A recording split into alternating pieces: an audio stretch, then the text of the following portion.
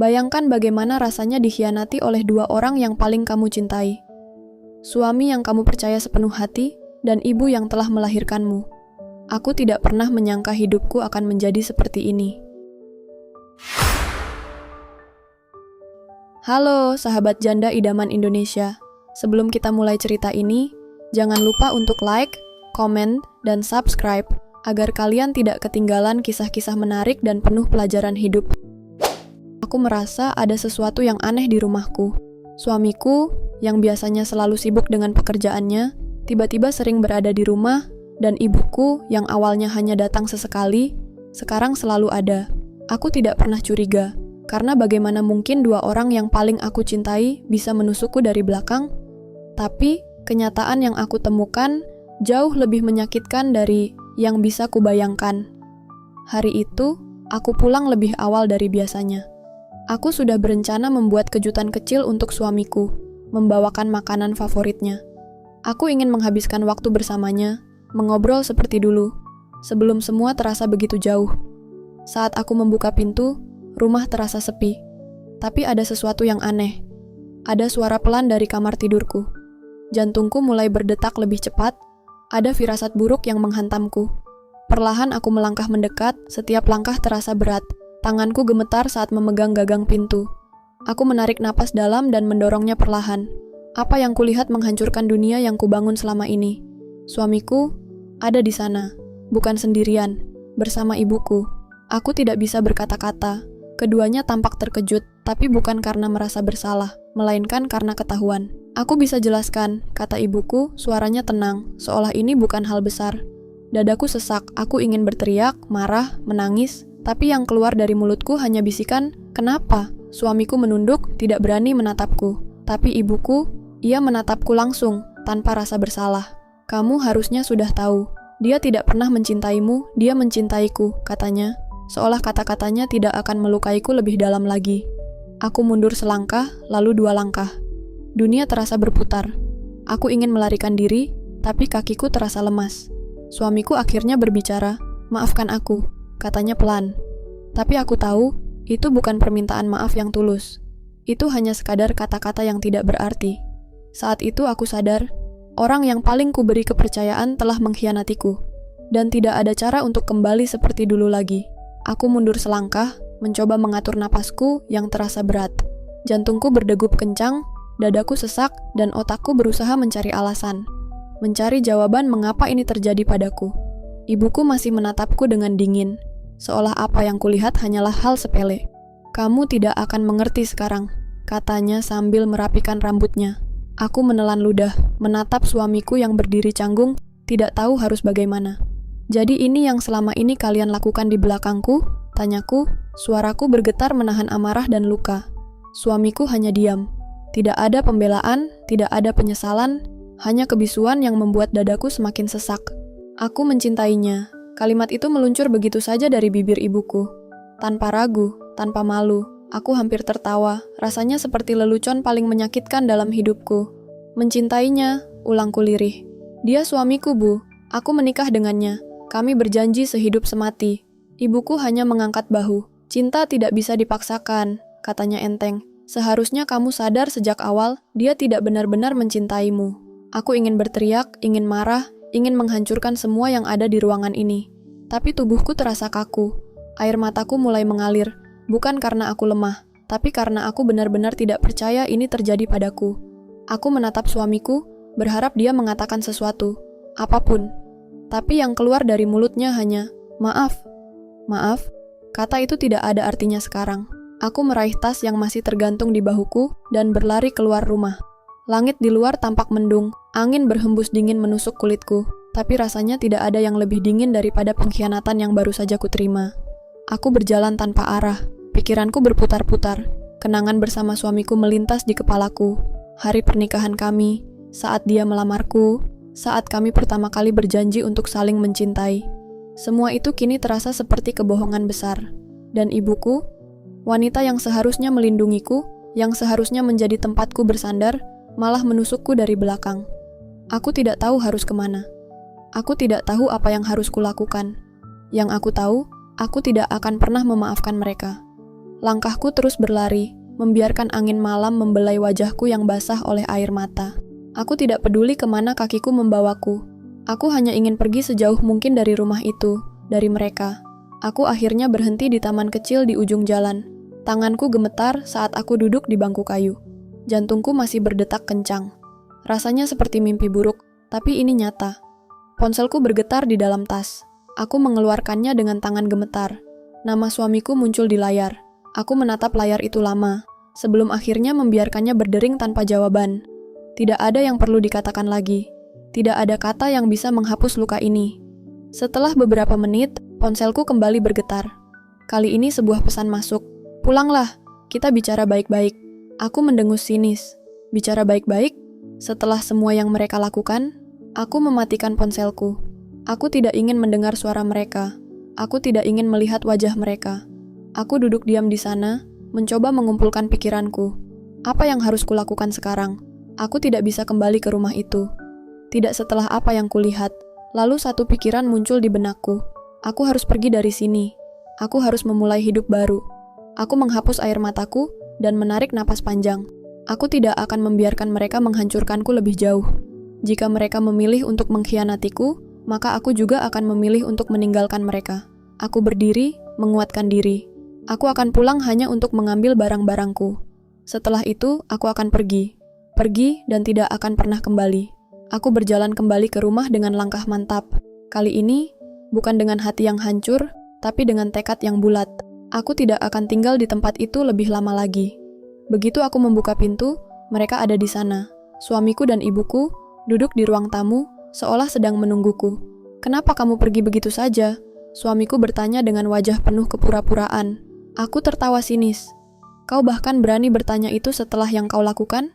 Aku menatapnya tajam, lalu beralih pada ibuku. "Dan kau bukan hanya menghancurkan rumah tanggaku.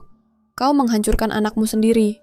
Ibuku mendesah, seperti sedang menghadapi anak kecil yang keras kepala. "Kamu bereaksi berlebihan. Ini hanya masalah perasaan. Kamu tidak bisa mengontrol siapa yang kita cintai." Aku mengepalkan tanganku. "Masalah perasaan? Kau selingkuh dengan suamiku, Bu? Apa itu tidak cukup untuk membuatmu sadar bahwa ini salah?" Suamiku berdiri dan mendekat. "Dengar, aku tahu ini berat, tapi..." Aku mengangkat tangan, menghentikannya. "Jangan dekati aku." Aku menarik napas panjang dan menatap mereka satu persatu. Aku hanya kembali untuk satu hal. Aku akan mengambil barang-barangku dan setelah itu aku pergi. Kalian bisa melakukan apapun yang kalian mau. Aku tidak peduli lagi. Wajah suamiku berubah panik. "Jangan seperti ini. Kita bisa bicara." Aku tertawa pahit. "Bicara? Apa yang harus kita bicarakan? Bahwa kau lebih memilih ibuku? Bahwa aku hanya istrimu di atas kertas sementara hatimu sudah berpindah ke wanita yang melahirkanku?" Suamiku diam. Tidak ada lagi alasan yang bisa dia buat. Aku berbalik dan menuju kamar. Aku mulai mengemasi barang-barangku secepat mungkin. Aku tidak ingin berada di rumah itu 1 detik lebih lama. Saat aku keluar membawa koperku, ibuku masih duduk dengan santai, seolah semua ini bukan masalah besar. "Kamu akan pergi kemana?" tanyanya. Aku menatapnya penuh kebencian. "Kemanapun yang jauh dari kalian." Suamiku mencoba menarik tanganku, tapi aku menepisnya. "Jangan sentuh aku." Aku menatapnya dengan mata berapi-api. "Mulai sekarang, aku bukan lagi istrimu. Dan kau..." Aku beralih menatap ibuku. "Kau bukan lagi ibuku." Aku melangkah keluar tanpa menoleh lagi. Malam itu, aku meninggalkan semuanya. Rumah, suami, dan ibu yang telah mengkhianatiku. Aku tidak tahu kemana aku akan pergi. Tapi satu hal yang pasti, aku akan membangun kembali hidupku, tanpa mereka. Sudah 3 bulan sejak aku meninggalkan rumah itu. Hidupku tidak mudah, tapi setidaknya aku bebas dari pengkhianatan. Aku menyewa sebuah apartemen kecil di kota lain, jauh dari mereka. Aku mencoba membangun kembali hidupku, meski setiap malam aku masih terbangun dengan hati yang terasa kosong. Sampai suatu hari, sebuah pesan masuk dari nomor tak dikenal. "Kamu harus tahu ini. Ibumu hamil anak dari suamimu." Darahku seketika membeku. Tanganku gemetar saat membaca pesan itu berulang kali, berharap aku salah lihat. Tapi tidak. Kalimat itu tetap ada di sana, menatapku dengan kejam. Aku mencoba mengabaikannya, meyakinkan diri bahwa ini hanya lelucon kejam. Tapi rasa penasaranku menang. Dengan jantung berdebar, aku menghubungi salah satu teman lamaku yang masih tinggal di kota itu. Tak butuh waktu lama sebelum dia membalas dengan sebuah foto. Ibuku berdiri di depan sebuah klinik, perutnya mulai membesar. Aku menutup mulutku dengan tangan, berusaha menahan tangis dan amarah yang bercampur jadi satu. Ibuku hamil, dan ayah dari anak itu adalah mantan suamiku. Aku tidak bisa membiarkan ini berlalu begitu saja. Aku harus menemui mereka. Aku harus melihat sendiri kebenarannya. Aku kembali ke kota itu dengan perasaan bercampur aduk. Aku berdiri di depan rumah yang dulu aku tinggali. Rumah yang kini terasa begitu asing. Saat aku mengetuk pintu, tidak butuh waktu lama sebelum ibuku membukanya. Wajahnya terkejut melihatku, tapi hanya sebentar. "Aku tahu kau akan kembali," katanya dengan senyum tipis. Mataku langsung tertuju pada perutnya yang mulai membesar. Aku merasa mual. "Kau hamil anaknya?" tanyaku langsung, tanpa basa-basi. Ibuku mengelus perutnya dengan bangga. "Ya." Aku merasakan duniaku runtuh lagi. Kali ini lebih buruk dari sebelumnya. "Kau benar-benar tidak punya hati," suaraku bergetar. "Kau harus menerima kenyataan, Nak," katanya dengan nada sok bijak. "Kau dan dia memang tidak cocok, kami lebih cocok." Aku tertawa pahit, tidak percaya dengan apa yang kudengar. "Jadi sekarang kau akan membangun keluarga bersamanya? Kau akan menjadi ibu dari anak suamiku?" "Tidak," suara lain muncul dari dalam rumah. Suamiku, atau lebih tepatnya, mantan suamiku, muncul dari balik pintu dengan wajah penuh beban. "Aku tidak menginginkan ini." Ibuku menoleh padanya dengan ekspresi terkejut. "Apa maksudmu?" Dia menghela napas panjang. "Aku tidak pernah mencintaimu. Aku terjebak dalam semua ini. Dan sekarang kau hamil, aku tidak bisa menahan tawa sinisku.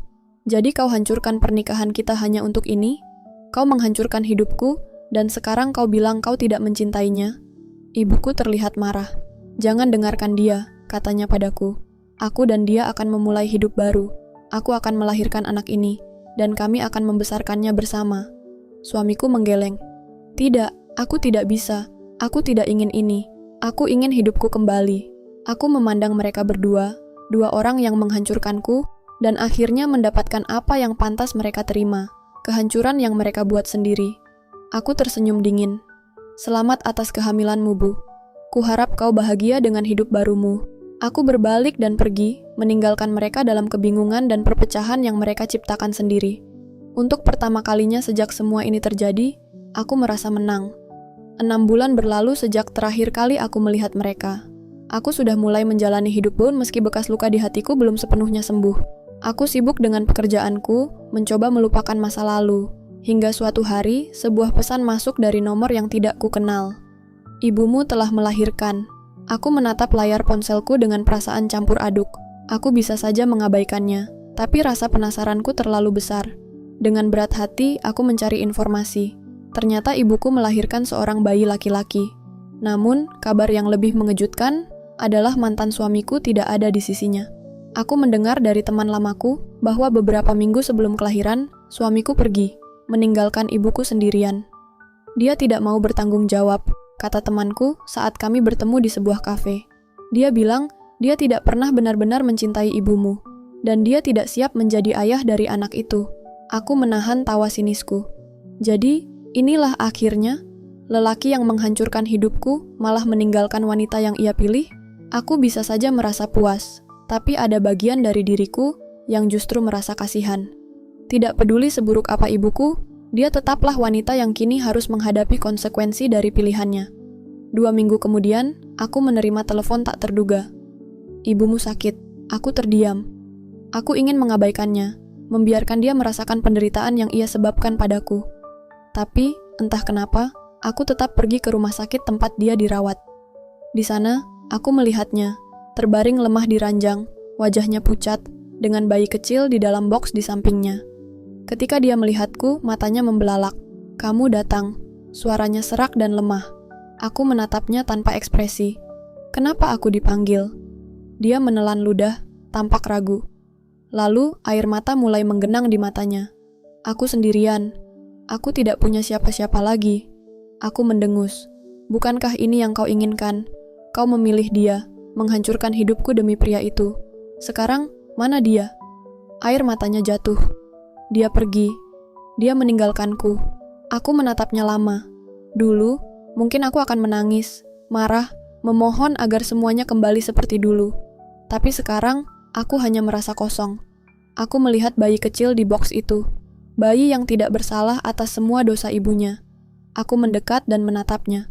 Wajahnya tenang, matanya tertutup. "Apa yang kau inginkan dariku?" tanyaku pelan. Ibuku terisak. "Aku tidak tahu. Aku hanya ingin kamu ada di sini." Aku menarik napas panjang. "Kau tidak pantas meminta itu dariku." Aku berbalik untuk pergi. Aku sudah cukup baik datang dan melihat keadaannya. Tapi sebelum aku melangkah keluar, aku berhenti. "Siapa nama bayi itu?" tanyaku tanpa menoleh. Hening sesaat sebelum dia menjawab, "Aku menamainya Raka." Aku mengangguk. "Jaga dia baik-baik. Jangan ulangi kesalahan yang kau buat denganku." Tanpa menunggu jawaban, aku berjalan pergi. Aku tidak tahu apakah aku akan kembali, apakah aku akan bisa memaafkan. Tapi satu hal yang pasti, aku tidak akan lagi membiarkan mereka menghancurkan hidupku.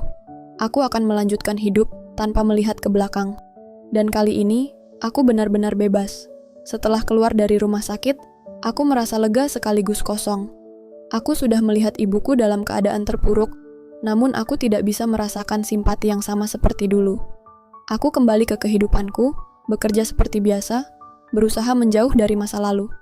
Tapi, entah kenapa, setiap malam, wajah bayi itu, Raka, selalu muncul dalam pikiranku. Dia tidak bersalah. Dia tidak memilih untuk lahir dari hubungan terlarang itu.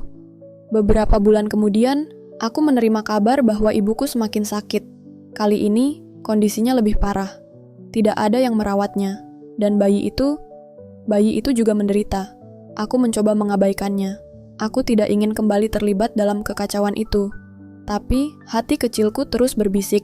Akhirnya, setelah berhari-hari berpikir, aku membuat keputusan. Aku kembali ke rumah itu. Rumah yang dulu kutinggalkan dengan penuh amarah. Saat aku masuk, rumah itu berantakan, gelap, dan dingin. Ibuku terbaring lemah di sofa, tubuhnya semakin kurus. Dan di dekatnya, bayi kecil itu menangis tanpa henti. Aku menelan ludah. Ini bukan lagi tentang ibuku. Ini tentang anak itu. Tanpa berkata apapun, aku mengambil Raka dalam gendonganku. Tubuhnya kecil dan lemah, tapi dia langsung tenang saat berada dalam dekapanku. Aku menoleh ke ibuku. Matanya menatapku dengan rasa bersalah yang mendalam. "Maafkan aku." Suaranya hampir tak terdengar. Aku menghela napas panjang. "Aku tidak tahu apakah aku bisa memaafkanmu, Bu. Tapi aku tidak akan membiarkan anak ini menderita karena kesalahanmu." Dia meneteskan air mata, lalu mengangguk lemah. "Aku tahu, ini akan menjadi perjalanan panjang. Aku tahu, aku masih menyimpan luka yang dalam. Tapi satu hal yang pasti, aku tidak akan membiarkan siklus pengkhianatan dan penderitaan ini terus berlanjut. Aku akan membesarkan anak ini dengan cinta." Dan untuk pertama kalinya setelah sekian lama, aku merasa memiliki tujuan baru dalam hidupku. Bukan untuk membalas dendam, tapi untuk menyembuhkan luka, untuk memulai kembali. Hari-hari berlalu sejak aku membawa Raka pergi dari rumah ibuku. Aku membawanya ke apartemen kecilku, tempat yang selama ini hanya menjadi saksi kesepianku. Tapi kini, ada suara kecil yang memenuhi ruangan, tangis Raka, tawa kecilnya, dan tatapan polosnya yang seakan menyiratkan harapan baru. Aku bukan ibunya. Aku bahkan tidak tahu bagaimana cara menjadi seorang ibu. Tapi melihatnya tumbuh dari hari ke hari membuatku sadar, aku tidak bisa membiarkan dia menjalani hidup seperti yang aku jalani. Suatu malam, saat aku baru saja menidurkan Raka, ponselku bergetar. Nomor tak dikenal. Aku ragu sejenak sebelum akhirnya mengangkatnya. "Halo?" Suara di seberang sana membuat darahku membeku. Itu suamiku, mantan suamiku. "Aku dengar kau mengambil anak itu," katanya tanpa basa-basi. Aku menggenggam ponsel erat. "Ya, lalu kenapa?" Dia menghela napas. "Aku ingin menemuinya." Aku tertawa sinis. "Kau ingin menemuinya setelah kau membuang ibunya? Setelah kau meninggalkan mereka begitu saja?" "Aku tidak meninggalkan mereka," katanya defensif. "Aku hanya butuh waktu." "Lucu sekali. Kau tidak butuh waktu saat mengkhianatiku dulu," balasku tajam. Dia terdiam. Aku menggelengkan kepala. "Dengar, aku tidak peduli dengan alasanmu. Aku tidak membesarkan anak ini untuk membuatnya mengenal pria pengecut sepertimu. Dia anakku juga," suaranya sedikit bergetar. Aku menutup mata, mencoba menahan amarah. "Tidak. Sejak kau meninggalkan ibuku yang sedang mengandung, kau sudah kehilangan hak itu. Aku menutup telepon tanpa menunggu jawabannya. Aku menatap Raka yang tertidur pulas. Tangannya mungil, napasnya teratur. Aku berjanji dalam hati, aku tidak akan membiarkan siapapun menyakitinya. Aku tidak akan membiarkan dia tumbuh dalam kebohongan dan pengkhianatan.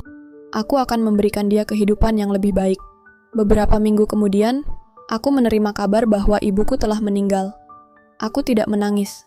Aku hanya diam, membiarkan perasaan itu lewat seperti angin yang berhembus.